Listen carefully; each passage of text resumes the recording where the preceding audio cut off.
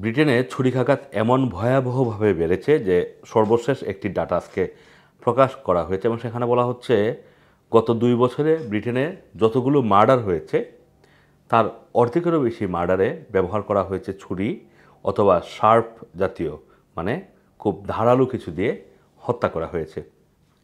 গত 3 বছরের একটি ডাটা দেওয়া হয়েছে পুরো ব্রিটেনের এবং সেখানে বলা হচ্ছে যে গত 3 বছরে অন্তত 998টি রেকর্ডেড মার্ডার, যার মধ্যে 443টি ঘটনা ঘটেছে নাইফ এবং যেটা যেটা বলছিলাম যে ধারালো কিছু দিয়ে। এছাড়া 2022 থেকে 2024 সালের যেই ছুরিকাঘাতের ঘটনা ব্রিটেনে ঘটেছে সেটা খুবই উদ্বেগজনক বলে মন্তব্য করেছে আইনশৃঙ্খলা বাহিনী। এদিকে আমরা যদি বলি যে সবচেয়ে বেশি ছুরিকাঘাতের ঘটনা রাজধানী লন্ডনে হয়েছে, সবচেয়ে বেশি মার্ডারের ঘটনাও কিন্তু রাজধানী লন্ডনে হয়েছে। গত 2 বছরে 122টি মার্ডার হয়েছে রাজধানী লন্ডনে, তার 222টি মার্ডার হয়েছে রাজধানী লন্ডনে, এর মধ্যে 145টি মানে 65% হত্যার পেছনে ছুরিকাঘাত অথবা ধারালো কিছু ব্যবহার করা হয়েছে। ব্রিটেনের বিভিন্ন এলাকার একটি চিত্র তুলে ধরা হয়েছে। এর মধ্যে থেমসভিলি পুলিশ বলছে যে সেখানে সবচেয়ে বেশি মানে সেকেন্ড হাইয়েস্ট হত্যার ঘটনা ঘটেছে।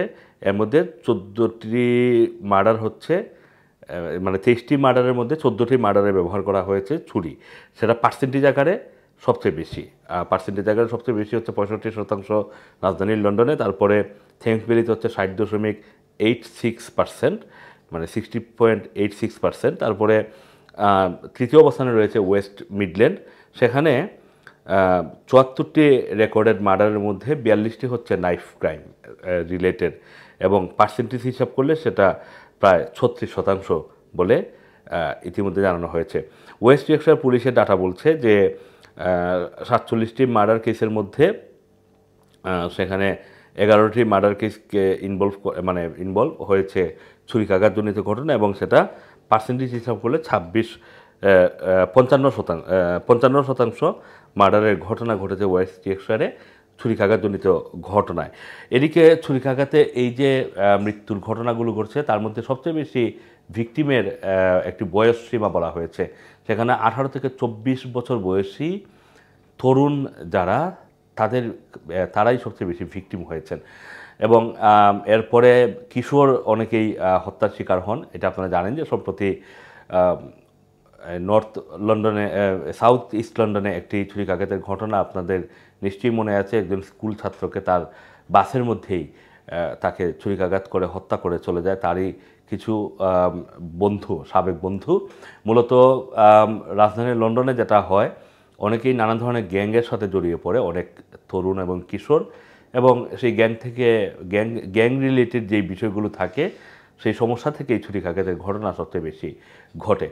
এই রিপোর্টে আরেকটি গুরুত্বপূর্ণ কথা বলা হয়েছে।